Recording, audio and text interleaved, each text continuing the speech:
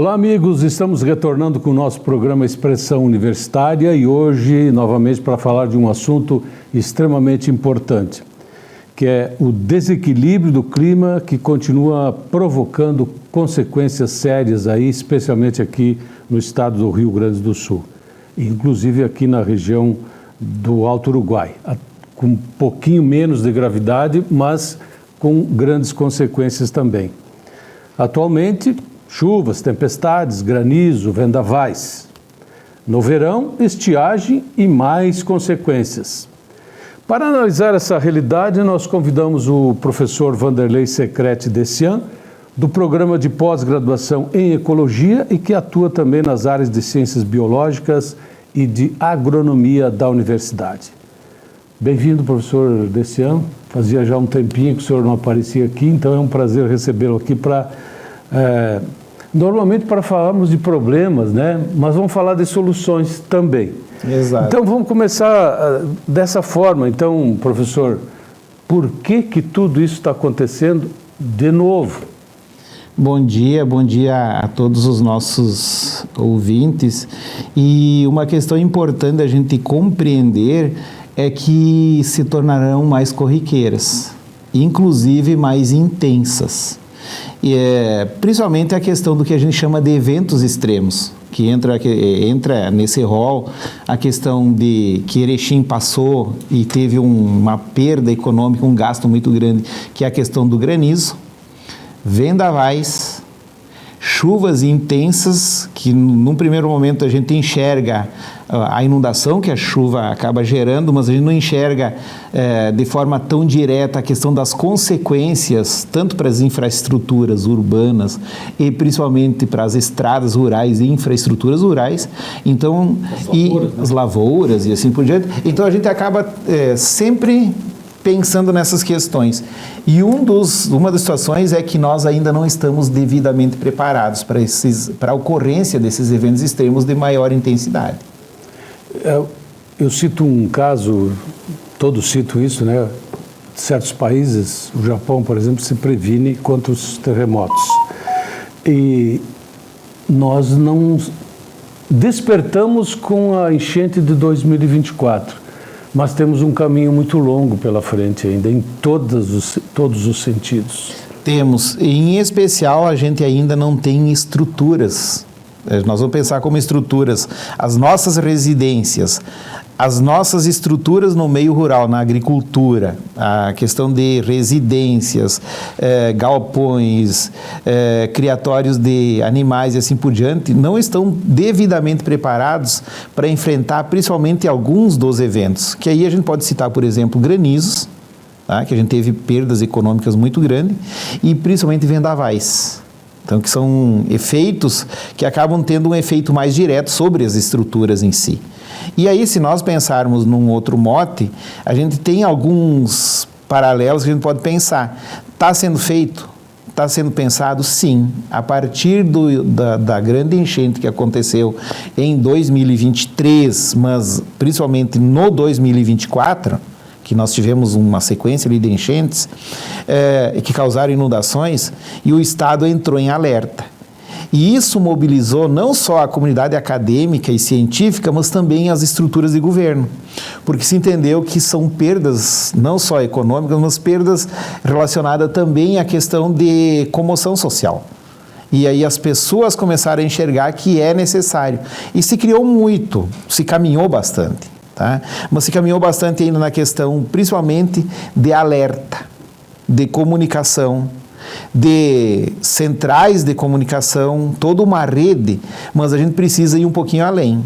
As nossas estruturas, principalmente pontes e outras infraestruturas no meio rural, no meio urbano, eles vão ter que começar a se pensar para eventos de maior intensidade. A gente tem notado isso.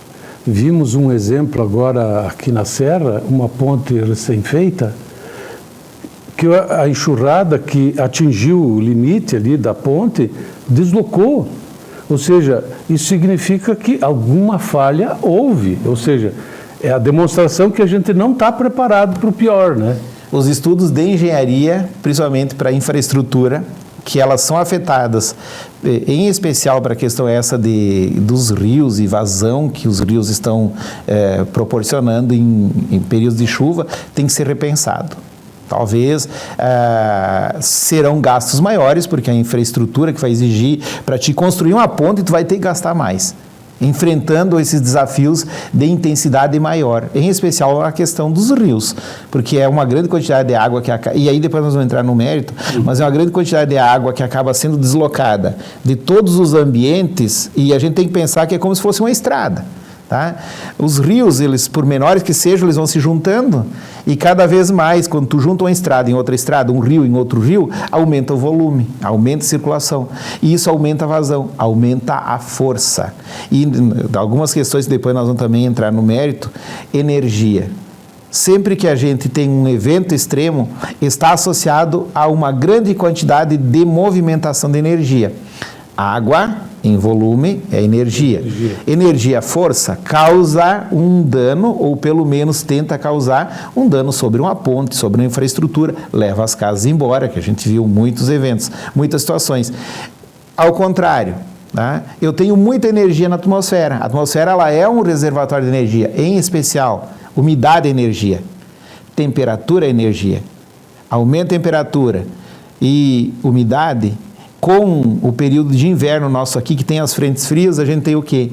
Uma grande quantidade de energia. E a energia ela vai se transformar em gelo, que vai cair, que é o granizo, e no nosso caso, norte do Rio Grande do Sul e noroeste, em especial a questão dos vendavais. Energia. Por isso, o caso do tornado, esses dias em Giruá? Exatamente. Nós temos o quê? Um potencial muito grande. Umidade, frente fria. Frente quente, umidade, frente fria. O choque entre duas frentes, ele movimenta o ar. Tá? Pensar, por que a nossa geladeira, a gente coloca os alimentos numa posição, noutra posição, e normalmente o frio, ele vem da parte superior e ele desce. O calor, ele vem da parte inferior e sobe. Quando tu tem o choque entre essas massas de ar, diferentes intensidades de temperatura e pressão, ele gera o que se chama de vórtice. E aí nós temos os efeitos, em especial do vendaval. E em casos muito específicos, que nem aconteceu na região do Giruá, Maurício Cardoso e assim por diante, uma região que foi atingida ali pelo tornado, em eventos em que há uma combinação de fatores, acontece o que a gente viu ali, que foi um tornado. Que aí sim, são microexplosões ou uma força muito grande num espaço reduzido. E aí as estruturas têm que ser muito resistentes para resistir uma força tão grande, né? E que nós não temos essas estruturas hoje para tal. Então, a gente tem que pensar muito em algumas situações. Por que tem acontecido esse aumento de intensidade e aumento de número de ocorrências? Aí a gente entra numa discussão que vem acontecendo há muito tempo, em especial que é a questão de mudança climática. Tá? A gente tem observado que sempre nós temos uma certa idade já. Tá? Uns mais, outros menos, mas a gente tem já uma vivência que a gente aprendeu. Desde quando nós éramos novinhos, sempre teve vendavais, sempre teve granizo. O que tem acontecido é uma intensificação desses fenômenos. Tá? Então, eles se tornaram mais recorrentes, em especial em ano de El Niño, Laninha e assim por diante. El Niño. Nós estamos passando por um ano de El Niño. El Niño é o ano que a gente vai ter muita ocorrência de vendavais associado a granizo, em casos específicos tornado, e muita chuva. Então nós estamos passando exatamente por um El Niño forte, um ano de El Niño em que a umidade do ar, a umidade que vem do Pacífico, a umidade do Atlântico acaba fazendo com que a nossa região sul da América Latina, em especial do sul do Brasil, e pega outros países também, a gente tem uma quantidade de precipitação muito grande, muita energia, e muita energia causa outros fenômenos. Uma pergunta que todo mundo se faz, mas até que ponto, aí comenta-se muito, né, e afirma-se até que nós, população mundial, somos muito responsáveis por tudo que está ocorrendo, mas onde é que a gente está falhando? Nós temos, eu até ontem ouvi uma reportagem e que envolve até uma empresa da área de meio ambiente da nossa região aqui e que ela trabalha a nível de estado com a questão de efeitos dos gases de estufa. O estado do Rio Grande do Sul ele diminuiu a questão de emissão de gases, mas ainda é insuficiente e a nível mundial a gente não conseguiu ainda diminuir. E gases na atmosfera, em especial o efeito estufa, ela é energia de novo. Então a gente tem toda essa questão voltada a efeito estufa, calor, temperatura, mudança climática associada a eventos. O El Niño vai sempre acontecer. Em específico, ele sempre aconteceu e vai continuar ocorrendo, pelo menos nos últimos 200, 300, 400, 500 anos. O Laninha também vai acontecer, que é o efeito contrário, que a gente, na tua introdução, a gente colocou ali. Então, o Rio Grande do Sul, e em especial o norte do Rio Grande do Sul, nós temos passado nos últimos tempos por efeitos do Laninha, que atinge a agricultura por falta de água, deficiência hídrica, tá? E aí a gente tem perda, principalmente no período do verão, com as culturas de milho e de soja, que são as culturas de verão mais importantes da nossa região, e por mais que nós tenhamos todo um contexto de que nós somos uma cidade metal-mecânica, com indústrias e assim por diante, tem se desenvolvido muito esse mote a nível de Erechim, mas a região como um todo, ela depende muito da agricultura, da atividade econômica e agricultura. E muitas atividades industriais, ela também depende da agricultura. Exemplo, a questão da soja. A soja é insumo para várias indústrias de grande porte. Tá? Nessa questão toda, o efeito Laninha, ele traz um prejuízo muito grande à estiagem, em especial para a agricultura. E aí nós vamos citar, já citei, mas é bom a gente reforçar, é a questão da produção de soja, produção de milho, e automaticamente atinge a cadeia das aves, dos suínos e em especial do leite também. Tá? Então isso é de se pensar. Em contrapartida, a gente vive o efeito esse ano do El Niño. E que, de novo, em várias cidades, não em todas, mas um evento de vendaval ou de granizo, ele faz com que nós tenhamos um efeito muito negativo na agricultura. No inverno e em momentos de El Niño, em especial porque o El Niño ele acontece no período do inverno, da metade do inverno até o fim, e em especial no início de primavera. E é o período que a gente vai ter as culturas de inverno, aveia, trigo, triticale, entre outras, e que também sofrem o efeito do excesso da chuva. Então nós temos dois paralelos para se pensar. Mas o que mais influencia e o que mais acaba causando um impacto em função do El Niño, ele está muito associado à questão de perda do solo, enxurradas, inundações, que a gente viu que passou por vários momentos, inclusive de caos a nível de estado, mas muitas prefeituras da nossa região sofreram esse efeito também. E tem um outro, já que tu está falando de agricultura, nós temos uma região bastante acidentada. Essa intensidade das chuvas acabam levando boa parte do solo e os seus nutrientes para os rios. Exatamente. Ou seja, o solo fica desassistido, digamos assim.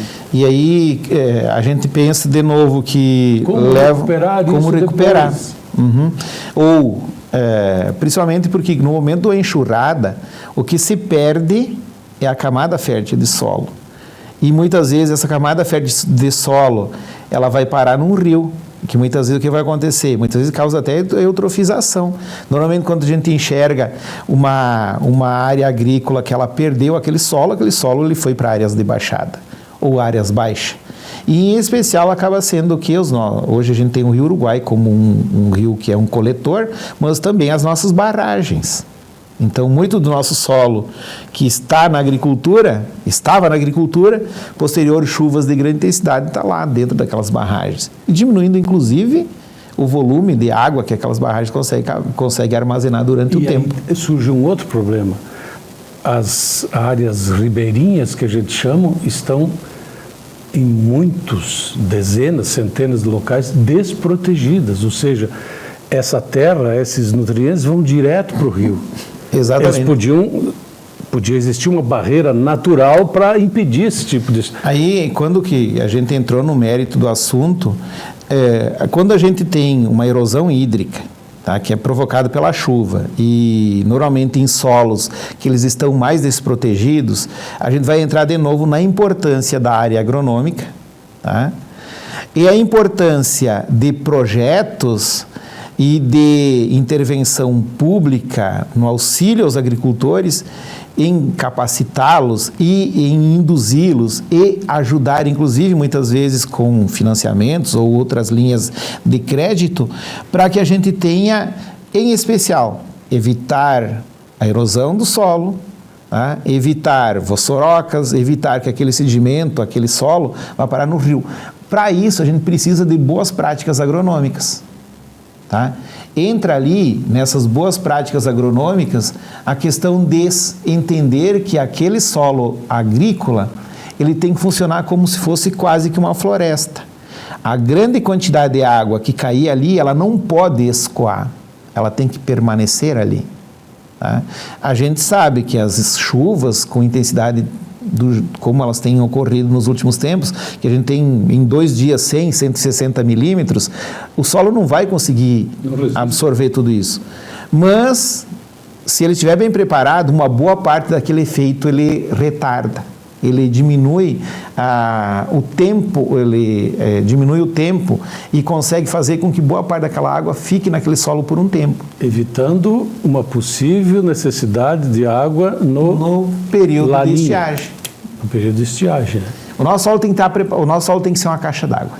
Isso é uma regra. E para isso... E não só exatamente. Na planície, mas em qualquer tipo de situação. Que se torna um pouco mais difícil também, né? Exatamente. Em regiões como e aí a gente vai ver que essa questão do efeito de chuva e o efeito de esse solo ir embora, ele vai causar atraso de semeadura. Então, muitas vezes, a chuva ela atrasa uma semeadura porque ela dificulta a entrada de máquina, o solo fica desprotegido, ou o solo não está preparado, o agricultor tem que reorganizar aquele solo para poder receber uma semente. Tá? Entra também a questão de que a gente perde fertilizante. Tá? Entra a questão de que, em muitos casos, quando eu tenho muita chuva, a dificuldade de colher aquele grão que está pronto. E, muitas vezes, quando eu tenho muita chuva, a qualidade daquele grão fica prejudicada, porque ele está com muita umidade, prejuízo. Então, se a gente vai ter que estar cada vez mais preparado para essa situação, entendendo que a gente precisa de práticas de conservação, melhorar o manejo do solo e, em especial, a gente ter um controle sobre o processo produtivo de forma adequada. Isso chama-se resiliência? Resiliência. E resiliência, para muitos, parece, vamos esperar para ver o que vai acontecer, calma, tranquilidade. Não, é ação. É ação. Nós estamos num momento que a gente precisa, obrigatoriamente, entender como as mudanças climáticas estão acontecendo, por que estão sendo mais recorrentes efeitos de El Niño, Laninha, por que está acontecendo mais chuvas de granizo, chuvas de grande intensidade e vendavais, e tentar nos precaver e tornarmos resilientes e rápidos na ação. E aí cabe um papel muito forte da academia, da universidade, das instituições de pesquisa. E aí, num segundo momento, muito forte a questão política econômica, que é injetar dinheiro para que os agricultores consigam se preparar e o meio urbano em função de tal. Uma questão bem importante que a gente tem que pensar em função do granizo que aconteceu em Erechim. Vocês viram quanto se gastou em telhados de aluzinco, coberturas metálicas? Isso é bom? É ruim? A gente não passou um verão ainda. Se nós medíssemos a temperatura da cidade antes do efeito do granizo, em que nós tínhamos, por mal ou por bem, coberturas de cimento amianto, telhas brasilite, comumente chamada, de telhas de barro, e medíssemos a temperatura em vários pontos da cidade, e remedisse a temperatura a partir do verão, com toda essa reversão para telhados de alo-zinco, nós veríamos o impacto que isso causa dentro da cidade, em termos de temperatura. E se eu aumento a temperatura, eu diminuo a umidade na cidade. E se eu diminuo a umidade na cidade, o meu conforto térmico é diferente. Vamos ver como é que vai ser o comportamento disso. Fazer essa análise. Certamente existem números até agora. Lá no verão, que se avizinha, digamos assim, são poucos meses, a gente teria que fazer esse tipo de controle. Mas aí entraria uma ação pública, digamos assim, e até das pessoas, né? Incentivar áreas verdes? Incentivar áreas verdes. Seria uma solução? Em especial, a gente tem muitas... e Erechim ele é favorecido por isso também. Se nós pensarmos, nós temos bastante área verde. Eu venho de uma cidade pequena, mas eu estudei muito tempo e me criei um bom tempo da minha atividade profissional e acadêmica numa cidade grande, Santa Maria, em que as áreas verdes são muito menores. Mas, enfim, se a gente pensar um pouquinho nessa questão toda, os impactos de uma chuva de granizo que deu em Erechim, ela vai ter um impacto de longa duração, que vai ser a questão de mudança do desenho climático da área urbana, que a gente chama de microclimas. E isso vai impactar na qualidade de vida. Então, a gente procurava muito caminhar na volta do mato da comissão, do Parque Longines, mas em si, a cidade ela mudou a forma de receber e interagir com o calor do sol em períodos de verão. Mas nós nos protegemos, que é o que todo mundo tem medo. E todo mundo ficou apreensivo. Uma questão importante, e aí tu vê como que a cabeça das pessoas muda. Eu não me lembro se foi segunda ou terça-feira, teve um prenúncio de um temporal, e de manhã cedo escureceu, e deu todo aquele... Se não me engano, foi terça-feira. Eu não me lembro agora se foi... Eu acho que foi terça-feira, exatamente. O que aconteceu? Muitas pessoas que poderiam fazer o teletrabalho já não foram trabalhar no local de trabalho porque ele sabia que o seu veículo estava protegido em casa. Inclusive eu fiz isso. Né? Então o que acontece? As pessoas elas mudaram e vão mudar cada vez mais a cabeça para tentar interagir. E aí entra a questão da importância não só dos meios de comunicação, mas em especial dessas redes que estão sendo criadas, que são as redes de alerta. Isso o Estado fez muito. Mas eu acho que o Estado, os municípios fizeram bastante, mas a gente precisa um passo além. Tá? E o passo além do nosso esforço enquanto cidadão, também do poder público. Tá? E ali, em relação à questão do poder público, vamos citar um exemplo. Hoje em dia, é inadmissível que a gente pegue e descarte, e ainda acontece muito, descarte lixo de forma aleatória, porque isso vai ter um impacto direto na boca de lobo, que vai aumentar a questão da água em superfície, que vai gerar pontos locais de alagamento e assim por diante. A gente viu aqui na cidade de Erechim, inclusive. Isso é uma questão importante. Então, temos que nos prepararmos. Professor, só para encerrar, para não falarmos apenas de coisas negativas, ruins, mas necessárias. Até agora, e a sua interferência, a sua equipe e outras pessoas que trabalham contigo, criaram algumas ações a nível de região. Eu me lembro, em 2024, como Barra do Rio Azul, por exemplo. Ponte Preta. Que ações foram desenvolvidas ali e que têm gerado pontos positivos? Exatamente. Por exemplo, com todas essas últimas chuvas, não se viu falar que Barra do Rio Azul inundou. Eu ia entrar nesse mérito. Os municípios que eles foram atingidos lá em 2024 de forma mais intensa, porque todos foram atingidos. No final de 2023 isso, também, né? No final de 2013. Se nós pensarmos um pouquinho... foi um ano de forte El Niño. E aí o que aconteceu? Teve as inundações e por diante. Mas os municípios, eles entenderam que buscar ações significaria que eles estariam mais precavidos. Muitas vezes atendendo ao clamor da população, mas também tentando prever que, por mais que não é 100% garantido que vai evitar, mas eu evito o desgaste, não só público, mas também eu evito ações. E foi bem lembrado, não aconteceu inundação mesmo com chuvas de grande intensidade a semana passada. Então, esses municípios se prepararam, ocasionaram em vários pontos da cidade desassoreamento, limpeza e assim por diante. São situações pontuais. Agora, cabe não só aos municípios, mas a academia e a própria população a etapa 2. Que é participar efetivamente desse processo, começar a criar barreira na volta do rio, com áreas verdes, com plantio de mato ciliar. Pontos estratégicos. Pontos estratégicos. E agora, então, tem a segunda fase, evitar que o lixo tampe um bueiro. Então, são ações que eu começo a enxergar. Um agricultor, no momento que ele tem uma lavoura preparada, organizada, vai ser menos solo que vai se deslocar e assorear o rio. Então, é uma cadeia de ações, que eles precisam ser um pouco mais coordenados. E aí a gente peca um pouco nessa questão de coordenação. Bem, terminamos aqui com o nosso programa. Acredito teríamos mais assuntos para abordar, mas a gente vai trazer outra hora novamente o professor Vanderlei aqui para dar sequências. Vamos para o capítulo 2, ou 3, se for o caso, né, professor? Exatamente. Eu sei que o senhor está sempre disponível para esclarecer essas situações.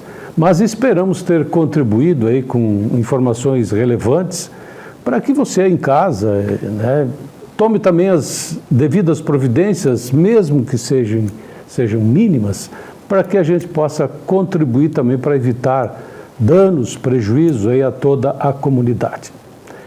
Obrigado, professor Vanderlei. Obrigado a você em casa que semanalmente nos prestigia. Nosso carinho, nosso abraço. Até o próximo programa.